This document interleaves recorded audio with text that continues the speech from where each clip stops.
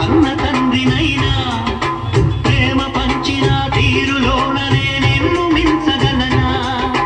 ఏ పుణ్యం చేశాను నేను ఈ స్నేహం పొందాను నా ప్రాణం నీదైనా నీ చెలిమి రుణం తీరేనా నీకు సేవ చేసేందుకైనా మరి జన్మ కోరుకోనా స్నేహానికి చలికాడా దోస్తీకి సరిజోడా ఏళ్ళు దిగిన పసివాడా